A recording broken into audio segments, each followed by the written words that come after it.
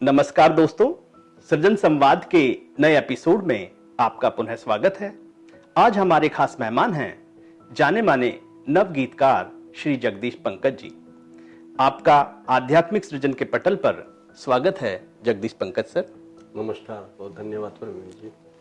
दोस्तों, बातचीत के सिलसिले को आगे बढ़ाने से पहले मैं चाहूंगा कि जगदीश पंकज सर का एक संक्षिप्त सा परिचय मैं आप सब लोगों के सामने रखूं।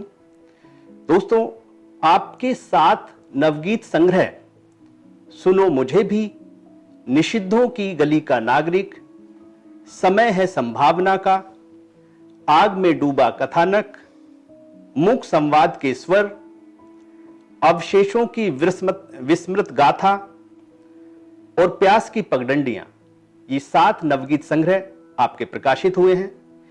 इसके अतिरिक्त एक मुक्त छंद कविताओं का संग्रह द्रोह असहमत इच्छाओं का भी आपका प्रकाशित हुआ है। इतना सृजन आप कर चुके हैं और निरंतर सृजनरत हैं। जगदीश पंकज सर, सबसे पहले जैसा कि हम जानते हैं कि आप एक बैंक अधिकारी के रूप में कार्यरत रहे हैं, तो ये डेबिट, क्रेडिट और ऑडिट की दुनिया के साथ साथ साहित्य की दुनिया के साथ आपका रुझान, आपका जुड़ाव किस तरह से शुरू हुआ, सबसे पहले हम ये जानना चाहेंगे। मुझे कविता की ओर जिस समय अपने छात्र जीवन में था और शायद 9वीं क्लास में पढ़ता था जी, उस समय पर अपने स्कूल में, विद्यालय में जो कार्यक्रम होते थे उनको देख करके मुझे भी कुछ थोड़ा मन में उमंग होती थी कि मैं भी कुछ कविता कहूँ लिखूं। उससे पहले 1965 में भारत और पाकिस्तान के बीच में युद्ध हुआ था जी। उस युद्ध के बाद बहुत से जो प्रतिष्ठित कवि थे उनकी रचनाएं छोटी छोटी बुकलेट्स में, पम्फलेट्स टाइप में पढ़ने को मिलती थी। तो मेरा मन भी ये किया कि मैं भी कुछ इस विषय पर लिखूं। जी जी। तो मेरी शुरुआती रचना पाकिस्तान के विरुद्ध कविता के रूप में सामने आई थी। हम बहुत छोटी जगह पर रहते थे, पिलखुआ, जहाँ पर साहित्यिक वातावरण ऐसा नहीं था जिससे मैं कुछ सीख सकूं। लेकिन फिर भी पत्रिकाओं को पढ़ करके, कवि सम्मेलनों को देख कर, सुन करके जी, कुछ मन में भाव पैदा होने लगे कि तुम लिखो। तो जब मैं 9th क्लास में था तब मैंने, उससे पहले थोड़ी बहुत तुकबंदी करता रहा जी, लेकिन जी। जिसको कहते हैं लेखन, वो 9th क्लास से शुरू हुआ। ये 1967 के आसपास की बात। जी जी जी। तो लिखते रहे, शौक बढ़ता रहा। जो पारंपरिक गीत या कविताएं सुनने को मिलती थीं, वो उन्हीं का प्रभाव था। जी जी। उसी हिसाब से मैं गीत लिखने की ओर उन्मुख हुआ। बाद में जैसे जैसे विकास हुआ, समझ का भी विकास हुआ, पढ़ाई का भी विकास हुआ, तो पारंपरिक गीत से हट करके जो मेरे सामने दूसरे तरह के गीत आए जो उस समय पर थोड़े थोड़े चलन में थे, जी जी जी, मैं उनकी ओर उन्मुख हुआ। मुझे भी ये हुआ कि काल्पनिक के बजाय जो जीवन से जुड़े हुए गीत हैं वो मुझे ज़्यादा आकर्षित करते हैं जी। तो मैंने फिर उसी हिसाब से अपना लेखन को मोड़ने की कोशिश की और मुड़ता रहा। फिर मेरी सर्विस लग गई जी। बैंक में आया। बैंक में भी मैं सक्रिय रूप से लेखन करता रहा, कुछ पत्रिकाओं में छपता भी रहा। लेकिन पेशे के, जीविका के जो क्षेत्र हैं उनके भी अपने दबाव होते हैं। बेशक बेशक। मैं मार्च 1993 तक लिखता रहा था, छपता भी रहा था। लेकिन बैंक की सर्विस इस तरह की है कि वहाँ दबाव में वर्क ज़्यादा रहता है, दबाव में व्यक्ति को काम करना पड़ता है। तो मैंने एक विचार किया कि मैं किसी के साथ भी न्याय नहीं कर सकूंगा। जी जी जी। ना तो मैं अपने आप के साथ, ना अपने पेशे के साथ, ना अपने परिवार के साथ, ना ही लेखन के साथ। बेशक बेशक। इसलिए मैंने मार्च 1993 से लिखना बंद कर दिया। जी। और अपनी सेवानिवृत्ति दिसंबर 2012 तक मैंने कुछ नहीं लिखा। और सेवानिवृत्ति के मतलब पूरे 20 साल तक मैंने कुछ नहीं लिखा, पढ़ता रहता था जैसे जैसे समय मिलता था। लेकिन आमतौर से एक बैंक प्रबंधक को कम ही समय मिलता है, कम से कम साहित्य के लिए। जी जी। दिसंबर 2012 में सेवानिवृत्त होने के बाद मैंने फिर अपने शौक को, अपनी रुचियों को जिंदा करने की कोशिश की, और मैं फिर जो पुराना मेरा था उसको समेट करके आगे बढ़ने की जैसे जैसे मैंने कोशिश की, वो बढ़ता चला गया। और बहुत आज सुंदर। आपके सामने है कि मेरे 7 नवगीत संग्रह जी, और जी। एक कविताओं का संग्रह, अतुकांत कविताओं का संग्रह प्रकाशित हो चुकी। बहुत सुंदर। जैसा कि आपने बताया कि बहुत युवा अवस्था में आपके मन में सृजन के बीज जो है वो अंकुरित हुए। नवीं कक्षा में आपने बताया कि आपके मन में ये एहसास जागा कि आप भी कुछ कहें, लिखें। और आपने ये भी बताया कि उस वक्त भारत पाकिस्तान का जो युद्ध हुआ 1965 में, और उस वक्त जो दूसरे कवि लेखक अपनी रचनाएं लिख रहे थे, उनको पढ़कर आपके युवा दिल में भी देशभक्ति के गीत लिखने की इच्छा पैदा हुई। ये बिल्कुल स्वाभाविक बात है। एक युवा दिल में या तो प्रेम की भावनाएं आपका जागृत होती हैं, या फिर देशभक्ति की और राष्ट्रभक्ति की भावनाएं जागृत हो। और जैसा आपने बताया कि अपने बैंकिंग के कार्यकाल के दौरान आप पढ़ते भी रहे, लिखते भी रहे, लेकिन कुछ काम के दबाव इस तरह से रहे कि अपने सृजन को आपको करीब करीब 20 साल के लिए एक तरीके से कहिए कि स्थगित भी रखना पड़ा। तो मैं वही बात जो है आपका जानना चाह रहा था कि किस तरह के दबाव, किस तरह की रुकावटें एक रचनाकार के सामने जो है आती हैं। आपके सामने किस तरह की रुकावटें आई कि आपको अपना ये सृजन को 20 साल तक स्थगित रखना पड़ा? देखिए, हर आदमी की ये इच्छा होती है कि मैं लेखन के मामले में कि मैं इस प्रकार का लिखूं। जी जी। संख्या बढ़ाने से बात नहीं बनती, गुणवत्ता भी होनी चाहिए। बेशक बेशक। काम के दबाव, देर रात तक बैंक की सर्विस में अपने ड्यूटी पे बैठे रहना। जी जी जी। क्योंकि बैंक का अपना एक अलग, हाँ बेशक, वो कार्यशैली जिम्मेदारी है, का काम है, सब जिम्मेदारी का काम है। और जब तक मिलान नहीं हो जाए पूरा, तब तक आप बैंक को छोड़ करके कम से कम प्रबंधक लोग बेशक नहीं निकल सकते। जी जी। स्टाफ जा सकता है। तो इसीलिए मैंने देखा कि मैं लेखन के साथ न्याय नहीं करूंगा। गिनती तो बढ़ सकती है, मैं उल्टा सीधा कुछ भी लिख दूं, जी जी जी। लेकिन उसमें गुणवत्ता नहीं होगी। इसीलिए मैंने इसको स्थगित करना ही ज्यादा उचित। सोच समझकर आपने एक निर्णय लिया, और निश्चित रूप से ये निर्णय आपका सुलझा हुआ निर्णय ही कहा जाएगा। हमने देखा कि आपने मुख्य रूप से नवगीत सृजित किए हैं, और आपके 7 नवगीत संग्रह प्रकाशित हुए हैं। तो कविता की इस विशेष विधा की तरफ आपका रुझान किस तरह से हुआ? परंपरागत गीतों से नवगीत की तरफ किस तरह से आप आए? और अन्य जो आपका विधाएं थीं, उनके साथ आपका जुड़ाव किस तरह से रहा? ये भी हम जानना चाहेंगे। देखिए, हर व्यक्ति पर अपने परिवेश का असर होता है, प्रभाव पड़ता है। जी जी। जब मैंने लिखना शुरू किया, उस समय पर पारंपरिक गीत ही लिखे जाते थे जी। और मुख्य जो रुझान था वो मंचीय था। जी जी जी। कवि सम्मेलनों के मंच पर मैं गया नहीं। हाँ, अपने स्थानीय लेवल पर जैसे कवि सम्मेलन होते थे, जी जी। वो मैंने जरूर मैं उनमें उपस्थित हुआ, भाग लिया मैंने।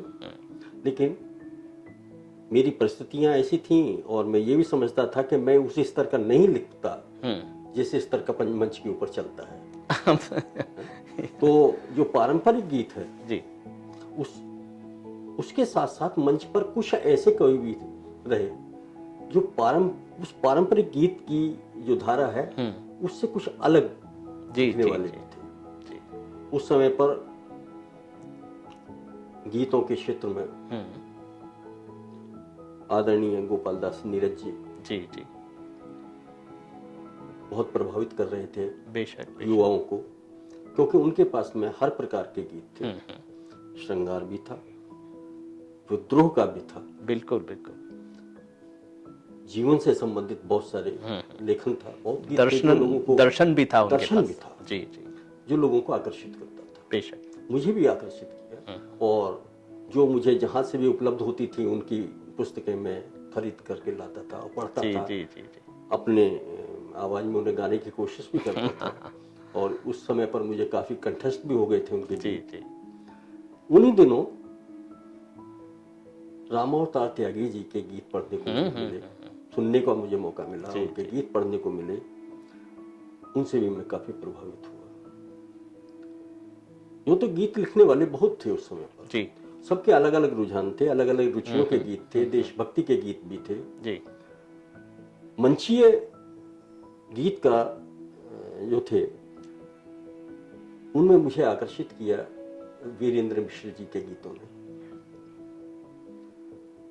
उसके बाद मुझे जहां पर भी पत्रिकाओं में जैसे मिलते थे मैं बड़े ध्यान से उनको पढ़ता था जी। और अपने आप को मैं सोचता था कि मैं भी इस तरह का लिखूं। धीरे धीरे अध्ययन, अनुभव, जी अभ्यास और परिवेश ने मेरी जो समझ को विकसित किया और मैं ऑटोमेटिक अपने आप ही मेरा जो विषय था वो पारंपरिक गीत से वो नवगीत की तरफ मुड़ने लगा, होता चला गया। ये मुझे बाद में पता चला कि जो मैं लिख रहा हूँ वो नवगीत की श्रेणी में आता है। ओके जी जी तो इस तरह से शुरुआत हो गई, बहुत अच्छा, लिखता रहा। बहुत और ये तो लेखन तो अभ्यास की बात है, जैसे जैसे अभ्यास बढ़ता गया वैसे वैसे लिखा रहता रहा और अभ्यास से ही परिपक्वता आती। अध्ययन और अभ्यास, अध्ययन और अध्ययन, अनुभव, अभ्यास जी और परिवेशगत परिस्थितियां, जी जी जी बिल्कुल, इन सब का प्रभाव पड़ता है। आपके जो साथी हैं उनका भी प्रभाव पड़ता है कि उनकी क्या सोच है। बेशक बेशक बेशक, क्योंकि कोई भी चीज आप साहित्य के अंदर चाहे गद्य लिखें या पद्य लिखें, एक मैसेज देना चाहते हैं, एक विचार देना चाहते हैं। जी जी, वो वैचारिक धरातल जब तक आपके पास में नहीं होगा तब तक आपके लेखन में परिपक्वता नहीं आएगी। बेशक बेशक। जगदीश सर, बातचीत के सिलसिले को आगे बढ़ाने से पहले हम चाहेंगे कि आप हमारे दर्शकों के साथ अपने 2 नवगीत जो है वो साझा करें, और ये हम आपके ऊपर छोड़ना चाहेंगे कि आप तहत में पढ़ना चाहते हैं या आपका तरन्नुम में पढ़ना चाहते हैं, क्योंकि हमने आपको तरन्नुम में भी जो है गीत कहते हुए सुना है। ये तो नहीं, नए जो गीत हैं जी जरूर जरूर, जिनकी उम्र अभी 1 महीना भी नहीं है। अरे वाह, ये तो और अच्छा है। उन गीतों में से मैं ये गीत स्वागत प्रस्तुत कर रहा हूं। स्वागत है। कि रिश्तों के कुछ प्यारे प्यारे संबोधन, रिश्तों के कुछ प्यारे प्यारे संबोधन, बूढ़े मन को बचपन तक ले जाते हैं। रिश्तों के कुछ प्यारे प्यारे संबोधन, रिश्तों के कुछ प्यारे प्यारे संबोधन, बूढ़े मन को बचपन तक ले जाते हैं। बूढ़े मन को बचपन तक ले जाते हैं। जब तुतलाती हुई सुरीली आवाज, जब तुतलाती हुई सुरीली आवाजें बिना बताए कंधों पर चढ़ जाती हैं। मीठी किलकारी घुटनों के बल चलकर अपने नन्हे करतब आ दिखलाती हैं, अपने नन्हे करतब आ दिखलाती हैं। तब सब रोम उछल कर उठी तरंगों की, तब सब रोम उछल कर उठी तरंगों की, भूली यादें पुलकन तक ले जाते हैं। बूढ़े मन को दर्पण तक ले जाते हैं। बहुत सुंदर। रिश्तों के कुछ प्यारे प्यारे संबोधन, कि कभी उभर कर नैनों के मदिरालय की, कभी उभर कर नैनों के मदिरालय की भाषा के संकेत याद आ जाते हैं। आशा के विपरीत कभी संबंधों से चुहल गुदगुदी की मृदुता पा जाते हैं। चुहल गुदगुदी की मृदुता पा जाते हैं। कुछ आधे कुछ लाड़ लड़ाते उच्चारण, कुछ आधे कुछ लाड़ लड़ाते उच्चारण प्यासे मन को यौवन तक ले जाते हैं। बीढ़े मन को बचपन तक ले जाते हैं। रिश्तों के कुछ प्यारे प्यारे संबोधन। वाह। कि बड़ा नहीं होने देते हैं कुछ रिश्ते, बड़ा नहीं होने देते हैं कुछ रिश्ते। माता और पिता का मृदुल दुलार लिए वरद हस्त अपना जो रखते हैं सिर पर, देते आशीर्वचन विहसता प्यार लिए, देते आशीर्वचन विहसता प्यार लिए। बचपन के ही नाम याद रहते जिनको, बचपन के ही नाम याद रहते जिनको, वे रिश्ते ही धड़कन तक ले जाते हैं। बूढ़े मन को बचपन तक ले जाते हैं। रिश्तों के ये प्यारे प्यारे संबोधन। बहुत सुंदर। अंत में है कि हंसी ठिठोली तू तड़ाक जब मिलती है, हंसी ठिठोली तू तड़ाक जब मिलती है। बचपन और किशोर उम्र के मित्रों से उम्र कहीं संकोच त्याग खो जाती है। निर्भय हो मिलती बेदाग चरित्रों से, निर्भय हो मिलती बेदाग चरित्रों से। ऐसे संबोधन जब कभी चहकते हैं, ऐसे संबोधन जब कभी चहकते हैं, मन को तन की थिरकन तक ले जाते हैं। रिश्तों के कुछ प्यारे प्यारे संबोधन बूढ़े मन को बचपन तक ले जाते हैं। बूढ़े मन को बचपन तक ले जाते हैं। रिश्तों के कुछ प्यारे प्यारे संबोधन। बहुत सुंदर। रिश्तों के कुछ प्यारे प्यारे संबोधन बूढ़े मन को बचपन तक ले जाते हैं। बहुत सुंदर। संबंधों की मृदुलता को बहुत ही खूबसूरती से आपने इस गीत के में प्रस्तुत किया है। मैं चाहूंगा कि एक गीत और इसी तरह का आप हमारे दर्शकों के साथ साझा करें। आजकल जैसा मौसम चल रहा है, आज से सावन लग गया है। जी जी जी जी। अभी हम देखते हैं प्रकृति में अभी से कुछ थोड़ा बूंदाबांदी कम रही कि गिरी निबोली टपकी जामुन झरझर पेड़ों से धरती पर। वाह। गिरी निबोली टपकी जामुन झरझर पेड़ों से धरती पर, कि कितनी है बेबसी धरा की, कितनी है बेबसी धरा की, कितनी मौसम की मनमानी। पेड़ों पर लटकी भविष्य के हर सुख दुख की राम कहानी।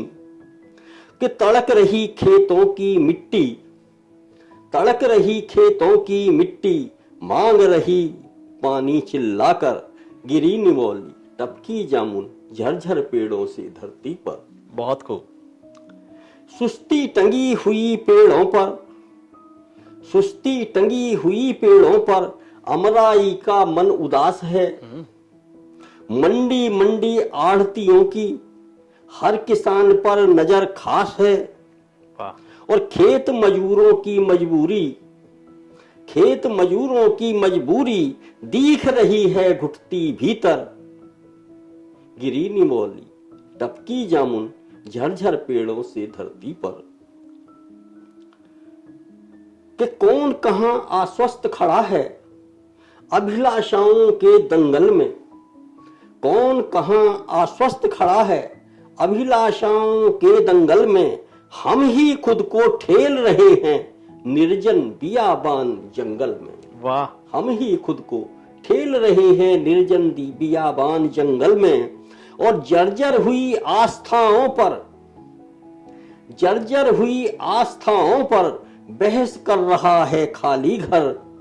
गिरी निबोली टपकी जामुन झरझर पेड़ों से धरती पर। अंतिम है, ऋतुओं ने संदर्भ बदलकर खड़ी फसल पर ताने मारे। निर्धन आंखें खोज रही हैं नभ से झड़ते हुए सहारे। कि ऋतुओं ने संदर्भ बदलकर खड़ी फसल पर ताने मारे। निर्धन आंखें खोज रही हैं नभ से झड़ते हुए सहारे। और दो रोटी के लिए विवश तन खटता मिला पसीना पीकर। गिरी निबोली टपकी जामुन झरझर पेड़ों से धरती पर। बहुत सुंदर, गिरी निबोली बहुत सुंदर, टपकी जामुन। बहुत सुंदर, बहुत सुंदर, बहुत सुंदर सर।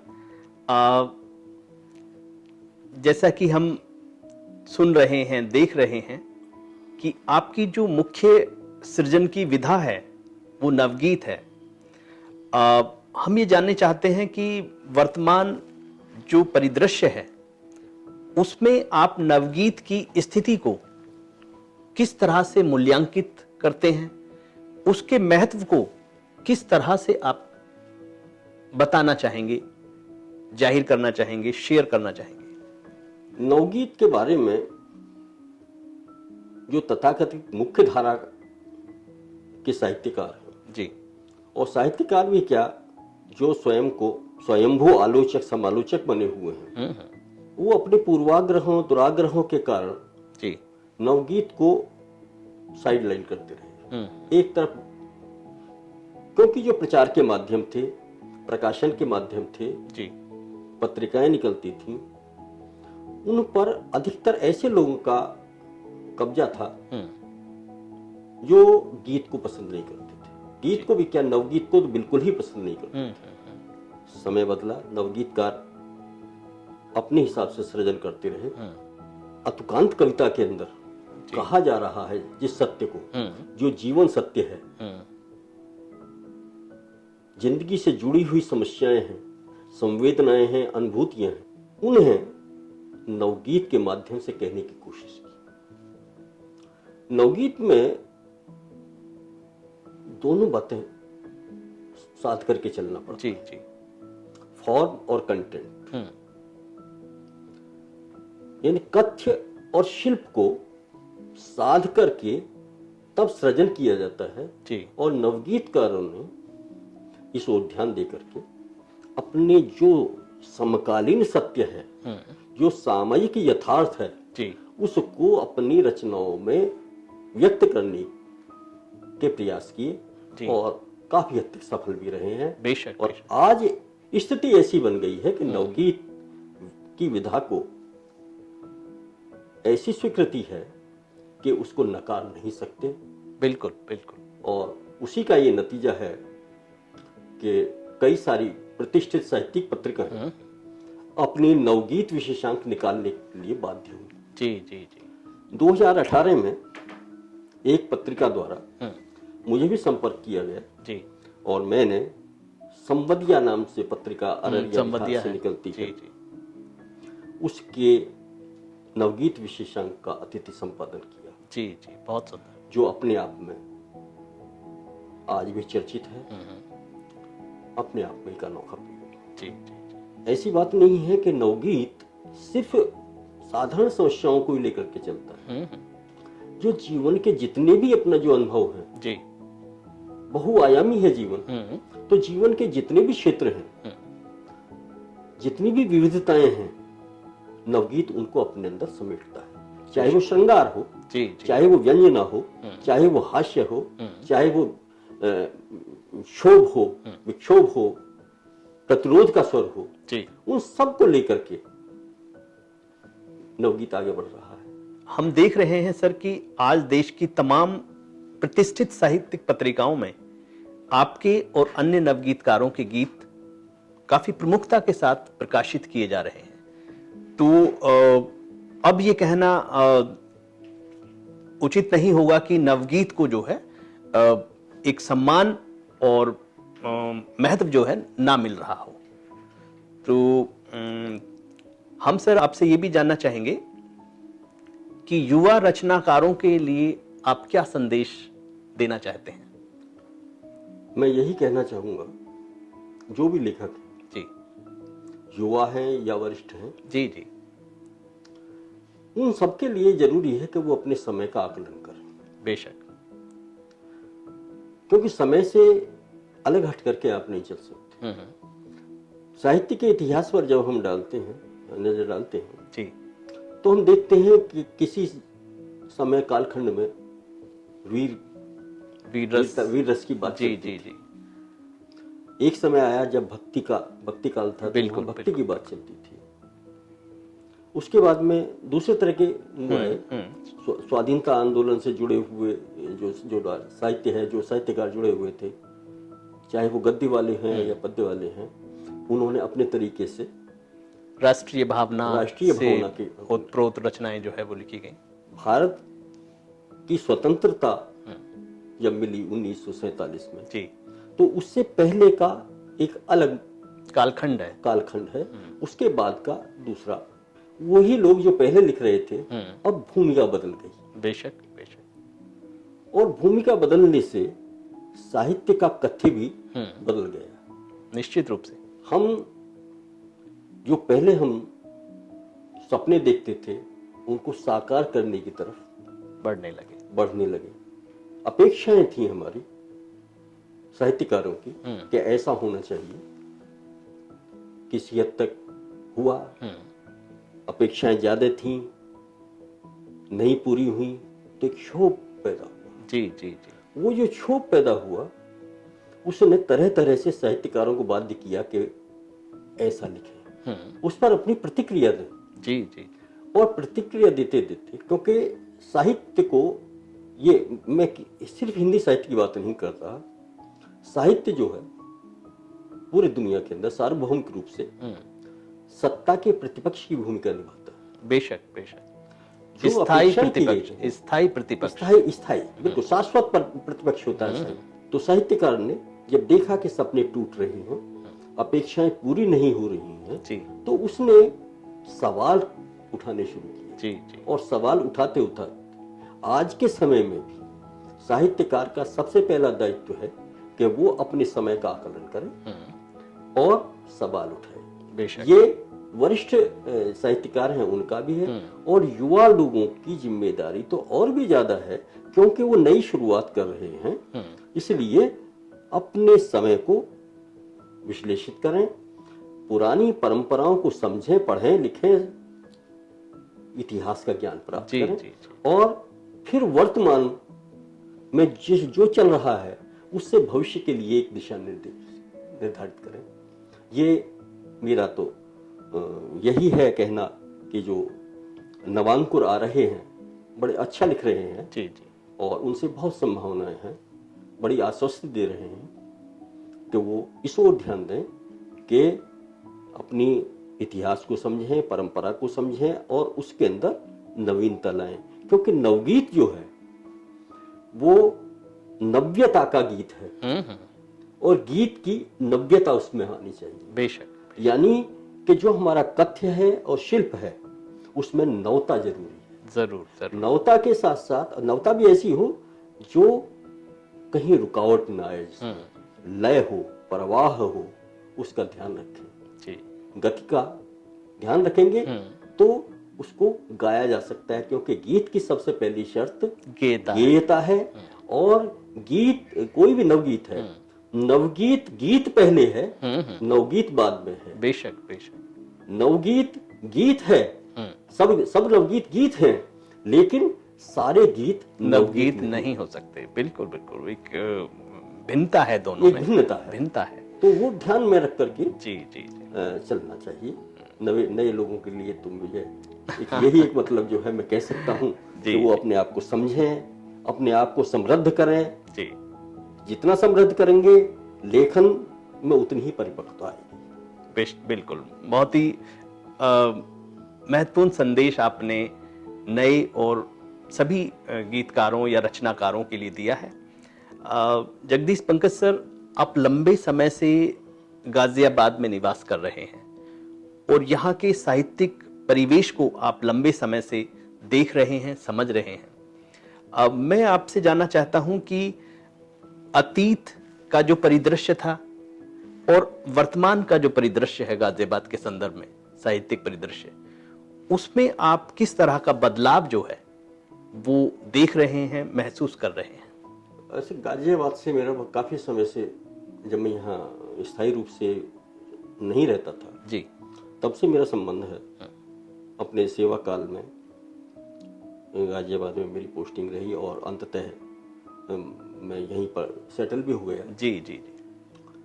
तो मैंने देखा पहले बड़ा समृद्ध माहौल था, धीरे धीरे उसमें क्षरण हुआ। जी। क्षरण क्यों हुआ?